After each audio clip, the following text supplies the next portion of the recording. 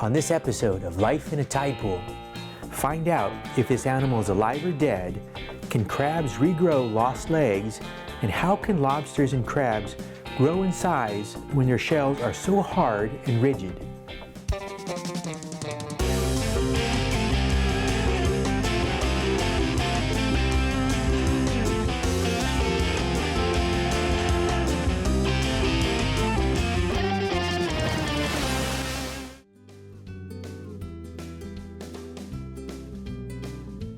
Good morning, everyone. My name is Casey Eunice, and today we're going to be exploring the tide pools here at Woods Cove, Laguna Beach, California. We are going to learn all about crabs and lobsters today while we explore the tide pools at Woods Cove. Woods Cove is located in South Laguna and features a small cove with 3 distinct tide pool regions. The southern section is a bit rough and does not feature the diversity of marine life as the other sections do. The middle section is accessible only at low tide, but features high vertical surfaces that are perfect for marine animals to attach to. This is a great place to see the various zones in a tide pool in a single location. The northern section is more of a flat bench and also only accessible at lower tides. Today we will focus on the northern section, as it features all of the tide zones, has lots of diversity, and we have a great chance to see the various types of crabs commonly found in a tide pool. I'm going to meet a colleague of mine, Professor Daniel Zacharel, who will help us find a few crabs, but also help us learn about these fascinating animals.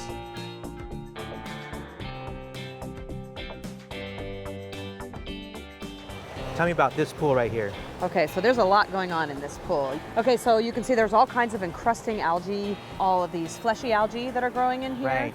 Yep, lots of urchins in the crevices. Looks like a very high diversity tide pool with anemones. I see sculpin, and I'm looking for opali. I'm expecting... I saw a few tucked back in there earlier. Okay. We saw them. Sure. So a couple little tiny little crabs here too. Yes. Tiny, like this big, and of course they're running away from me, right? Yeah. Well, so there's 2 types of shore crabs that are really common in this area. One is the line shore crab, Pachygrapsis. That's very, very common. And then we also have some hermit crab species, one in particular, Pagurus semuellus, the blue striped hermit crab, and it's really quite common in Southern California. So the blue stripes, where are they on its claws? Oh, it's on their walking legs. Okay. You'll see really distinctive blue bands. So they're actually called the blue banded hermit crab.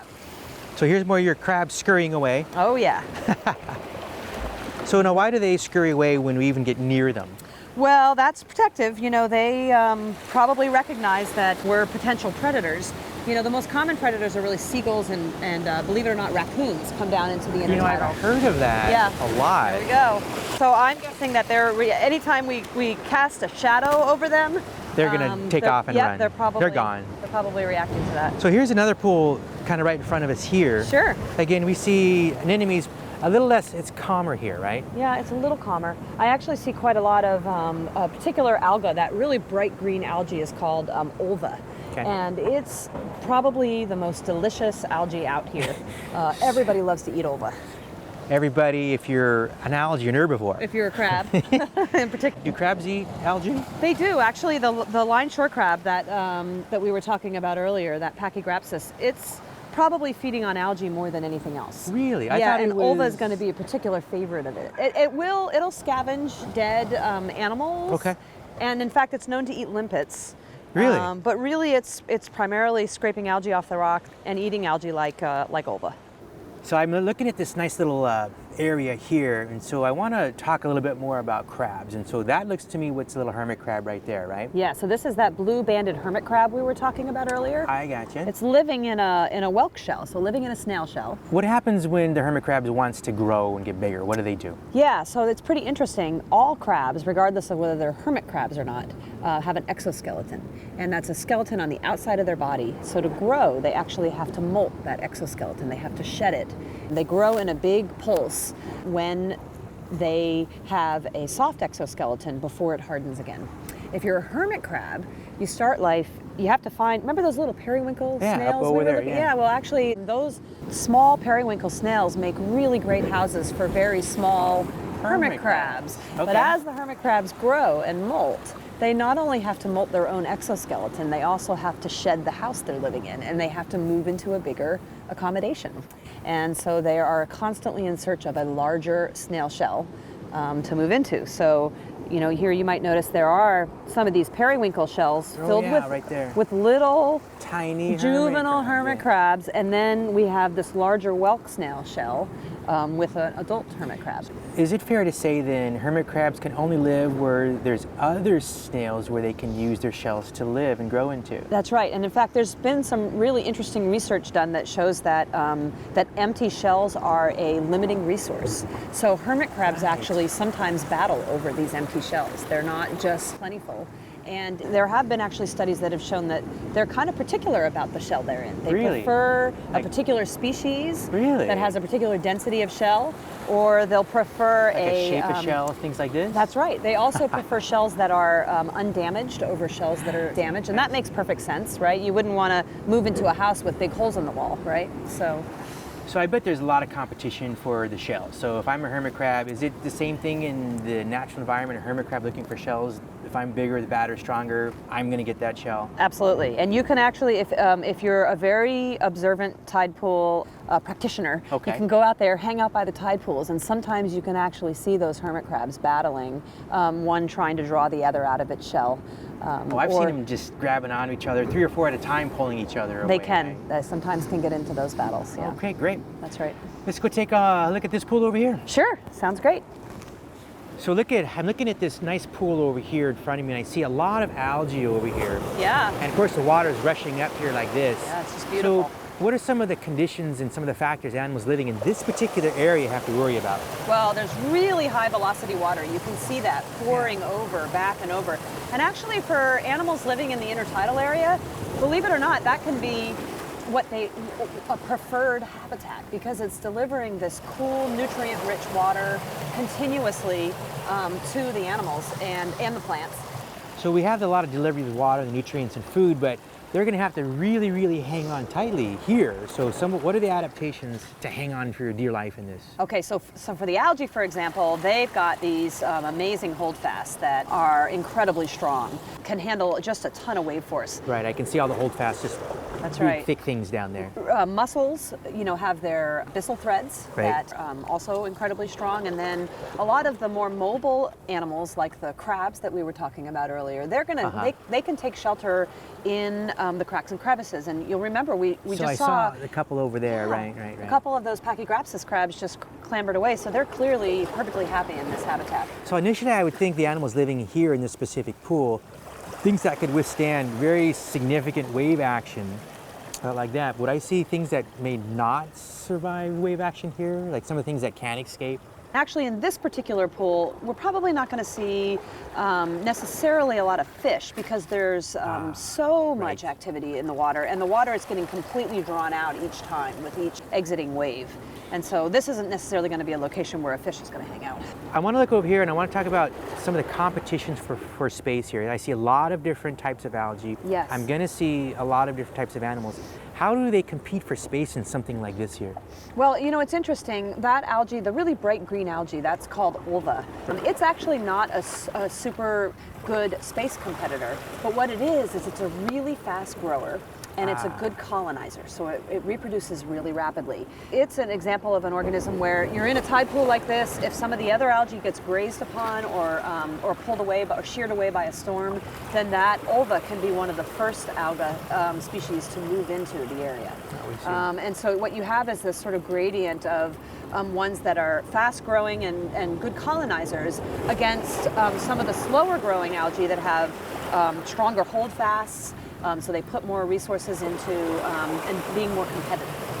So what types of factors or animals would remove the stuff currently growing on this rock to allow some other animals to colonize on it? Oh, I see. So, okay, it's going to be factors like either grazing pressure, so a grazer is going to come through and graze the algae all the way down to the rock, to the bare rock, or you might have a really significant storm surge with stronger than normal wave forces, and that can shear the algae off of the rock and clear empty space. And then allow some of the other faster growers, maybe not as competitive stuff, to actually settle on that space, grab a foothold foothold? That's correct. And in Southern California, sometimes we have these, Santa Ana winds that blow through, and we can have, if a Santa Ana wind event happens to coincide with a time when low tide is happening in the middle of the day, then you can actually get some localized mortality in some of these algae. Because of desiccation drying out? That's right, absolutely. Right, because they're just not used to they have to have water all over them and stuff. Well, they can handle quite a bit, so it'd have to be a really exceptional Santa Ana event to cause that kind of mortality, but it does happen.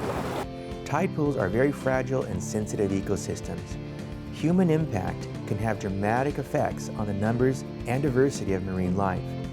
Cities like Laguna Beach have established marine protection programs that help preserve these amazing tide pool locations, not only for our generation, but for future generations as well.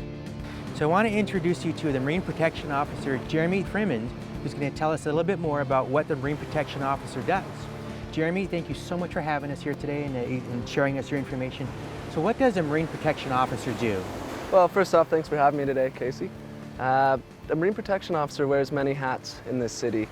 Our primary thing that we do here is patrol our coastline, looking to enforce and uphold fishing regulation, local and state regulations. We also work with a lot of government agencies such as Fish and Wildlife and NOAA, and then we get to educate school groups and the general public about how special this coastline is and what we do and don't do when we come and visit here. So I noticed on the way in, many of the parks, I think maybe all of Laguna, they're designated as MPAs. So what is an MPA? Good question, Casey. A marine protected area is a stretch of coastline that's been designated by the government as special, for lack of a better word. So there's different types of zoning within a marine protected area, but basically it's a varying degree of take and no take. Most of these places are closed down and you can't take any wildlife or any shells or any organic material, as we say. So why is it important for marine protection officers and not just other people to preserve our marine environment, specifically the tide pools here, like at Woods Cove? Well, this is a very special area we have. There's a lot of people in Southern California and a lot of people that come to the beach, and we could very quickly, intentionally or unintentionally, just by our presence, deplete the resources here. And specifically with the intertidal is a lot of our local marine life and what we'd see when we're snorkeling or scuba diving around, they start their lives in the tide pools. It's a safe spot when they're just little baby fish, and then as they grow, they eventually make their way out. So if we deplete the intertidal there, then the bigger fish will never make it out. So tell me, what's one of your favorite parts of your job? Well, I'm a total water child, so I love anytime I can be on or in the water and or near it and just interacting with the public. I love talking to people and educating people about how special this area really is. There are several really good resources visitors can go to learn more about crabs and other marine life. I went to visit my friends at the Santa Monica Pier Aquarium to see if they had any crabs on display and to learn more about the different types of crabs in our local tide pools. This is just an incredible tide pool or a touch tank area here. I see lots and lots of different animals. But today I'm very interested in the types of crabs. Yes. But I see we have a few crabs here, but before I touch them, what are some of the proper tide pool etiquette and touch tank etiquette I should be aware of? That's a perfect question. We have something here at the aquarium called the 2-finger rule. Okay. And we just ask that everyone touch the animals gently with 2 fingers. With 1 finger, sometimes you're not sure if you're poking, but a good gauge is to touch the back of your hand. If you see white, you're pressing a little too hard, but gentle hands make for happy animals. I think I see one right under here. He's hiding from us. Can I actually go see him? Yes, absolutely. Yeah. So what is this you're showing me now? This is actually a northern kelp crab who does not want to move. Okay. Okay. So northern kelp crab. So I'm assuming he's going to live on the kelp, like he's actually holding on to just like the kelp. And the color of their shells actually match the diet that they feed on too. The more green algae they eat, the greener their shells, the more red algae, the redder, and brown and so on. So if I look at him, he's eating red algae, is that? He has been eating red algae, and if they change their diet, their colors will actually reflect on their next molts when they grow. Great, so I can, in 2 fingers, I can touch him. Yeah. We'll put him back in the water really soon. Exactly. So he's got some pretty sharp claws here. So what are those Yes, they claws do. used for? Their claws primarily for grabbing onto the kelp, tearing off pieces of the kelp. They have very sharp ends on their legs as well because Wow, they I live can in the rocky shore areas. Right. So this way they can actually climb up the rocks and be able to attach themselves to it. Okay, great. So Jenna, I see in your hand right here, this is pretty much a hermit crab I see, right? Yes, this So is. tell us a little bit more about these hermit crabs. This is a blue-banded hermit crab. They're actually one of the more common species you'll find along the Pacific coast. Okay. And hermit crabs are a pretty neat animal. They do have an exoskeleton like other crabs and lobsters, and that usually is what protects them with that hard shell. Their shell is a little bit softer. That's why you find them actually living in snail shells for extra protection. So the hermit crabs don't have their own shell themselves. They do have a shell, it's just softer. So that's why they move into snail shells, just for extra protection. So here's a question I love to ask. So as the crabs get bigger, what do? How do they grow? They grow, they actually molt. They molt just like the other crabs and lobsters do, and actually a lot of insects in the world. And they do it by actually, they grow the soft shell first, they squeeze out through the back of the shell, and then they Okay. actually grow the new harder shell. And hermit crabs will climb out of snail shells and look for bigger shells as well as they grow bigger. So very much like some of the lobster molts that I see walking on the shore, exact Yeah. same thing where they break apart and they come out, right? That's And right, the how hermit they grow. crabs do the same thing, and then they move into a larger shell. So you said this is a blue-banded? Blue-banded hermit crab. Do we yes. have other types of hermit crabs in Southern California? There are other types. One Okay. other common species you'll find would be the furry hermit crab. They grow to a larger size, and they actually look like they have fur and hair all over Really? their claws. Yeah. Okay. How do you feed one of your hermit crabs in here? That's a great question. We feed them micro. We call them little pieces of squid and fish that we cut up for them. Right. So Okay. the kelp crabs, they eat the giant kelp that we put in the tanks as well. Again, it's their favorite food. I see these little pieces of food over here, and that's what the kelp crab's just going to come eat and stuff like that. Yeah. So how do you, I guess, ensure the hermit crabs get to eat something? Because if I'm a fish, I'm simply going to eat his dinner. How do you Yeah, it's manage true. that? Our aquarists are very careful with trying to make sure that they spot feed. So they're making sure that they find the crabs and making sure that everyone will get a little piece of food before they're done. So far, we've only seen a few species of crabs in our tide pools. Lobsters are similar to crabs in that they have a hard outer shell, but they have 10 legs instead of 8 legs that crabs have. Lobsters, however, live in the lower tidal sections and are rarely seen in tide pools. Lobsters and crabs are commercially harvested and sold in most all of our local markets. I had the opportunity to visit my favorite fishmonger, Tommy Gomes, at Catalina Offshore Products to learn more about these very tasty crustaceans. I see those crabs over there. So what kind of crabs are those right there? These are local stone crabs harvested with a lobster trap. Really? Yeah, so they both crawl along the bottom and everything. It's not a really big giant trap like you see on Discovery Channel TV and Right. stuff like that. But these guys here, this is a stone crab, local. You can see him struggling with me here. This is where the expression, "Don't be a crabby face." Look at that. That right there is a face only a mother could love. These claws are huge. Now this is where the meat is in the crabs, Yeah, right? there's meat all up into here. The legs have a little bit of meat. There's a little bit of crab meat in the head, but there's also what we call crab butter up in there. So what's That's crab butter? It's a creamy fat that's really nice on a cracker. Now you said are these local, you said? These are local right here off of Point Loma. Wow. Now will people visiting the tide pools, will we see these animals up in the tide pools, or these live further down in the water? This size are definitely deeper, but you will see crabs in and amongst the rocks of the tide pools and stuff, so very cool. Along Shelter Island, Harbor Island, in the jetties and the rocks, you see little kids fishing them with a piece of chicken and a string. Right. How do we tell the difference between the males and the females of crabs? The bigger flat, here, hold that claw. Oh, you sure? Yeah, don't let go. I won't. The bigger flap down here, this flap, the females opens up and actually the eggs get carried in there. Right. All right, hold on. Okay, I got them. This looks like it can hurt. Definitely. So have you ever been bitten by this crab claw? Not as many as times as I've bitten them, but yeah, it hurts. They can definitely make you scream. Now, how do we tell if this is a good crab or a bad crab? Well, size and the shell density. If the shell is nice and hard, Okay. it's already finished its molt, and it's coming back into a healthier stage, so the meat's going to be a little sweeter.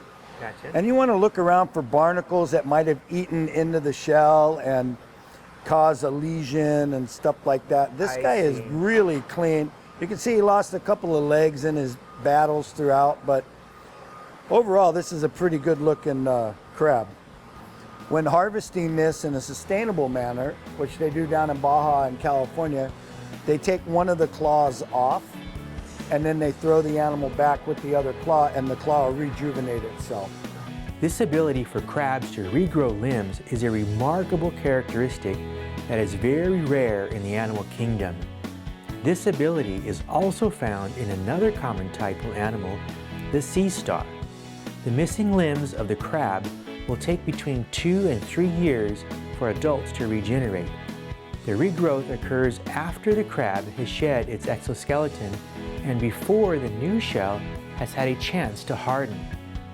I have some questions about the lobster. What's the difference between a Pacific lobster and an Atlantic lobster? Yeah, I knew you were going to ask that. Everybody asks that question. About $15 to $18 a pound for one. The West Coast lobster, it's kind of like which team's better, the Yankees or the Mets, or the Yankees and the Dodgers. I mean, come on, they're both in the major league. Me personally, nothing better than a West Coast lobster. Right, so the Atlantic lobsters, when I see them in the store, they have like rubber bands over the claws. Yeah. Those are the Atlantic lobsters. Correct. And there's a reason why they have the rubber band over the claws, Why? because you don't want to get pinched by those claws. They're very powerful. So just like the East Coast lobster has the claws for protection, these are spiny lobsters, which are very, very spiny all over. I mean, if you can run your hand up this way and it's smooth, you go the other way and you're going to get poked a million times. One of the major defense mechanisms for this is you see these spines right here? Wow. These little pointed spines. When they curl, you can actually see them lock into each other, and they become a shield of armor and they pinch. So it's very neat. What about the spines? You know, Or the this tentacles? is also used for fishing, getting up into nooks and crannies, and they wiggle them around, and they're smooth going this way, but when you go the other way, they're really, really sharp and they hang up. This guy's not very happy with me right now. No, I can tell. And so this is actually a female with no eggs. How can you tell? See the feathers? Oh yeah, right there. Yeah, Okay. those are the feathers, and the eggs. The eggs would be attached underneath there, and these would be covering the eggs in order to protect them from being picked off by other predators like a sheephead or a sculpin or even a moray eel for that fact. So why is it having its tail contract all the time? Is that a defense mechanism? He's not happy. Yeah, it's a total defense mechanism. You got to remember he's out of the water. He can last like this for quite some time. Really? But he's still out of his element. Is there specific seasons when people can harvest lobsters on the West Coast here? It's the most well-managed commercial fishery, I say, anywhere. So second Wednesday in October all the way through March. Not everybody can go fish them commercially. It is a limited entry program. You have to wait for someone to either sell their boat and permit, or you have to get in on the lottery, which isn't going to happen. So, but you can go out recreationally and use a hoop net and harvest them for your family's consumption. You don't want to get caught selling them. So measuring a lobster is done with a lobster measuring device, and you need to make sure that that device is properly made, not stamped out and shipped over here from someplace, because this is a highly valuable resource, and having a short lobster is very, very expensive. Even a hair short, literally. And I'll explain that. You measure right between the horn and the edge of the shell. Now, at the edge of the shell, you see those hairs? You can pick those up. That's what I mean by even if it's a hair short, you're going to get in trouble. Love it. Most commercial fishermen, not all of them, most of the old school commercial fishermen When they're harvesting the females, if it has eggs, they're going to throw it back. Right. Even at $20 a pound. That's what the fishermen get paid. Wow. $20 a pound. Even if it at that price, they're going to throw it back because they're thinking about future stocks. Right. But not all fishermen think like that. There's still some of us commercial fishermen that think that they need to catch it all, kill it all, sell it all. But we have to think about sustainability of not only the species, but the sustainability of our lifestyle as a commercial fisherman. One of the more interesting things to see when walking on the beach in Southern California is a lobster or a crab molt. The lobster molts are most common in the late summer, as this is when most adults shed their outer shell and begin to grow. The molts are not a dead lobster, but simply the discarded outer shell.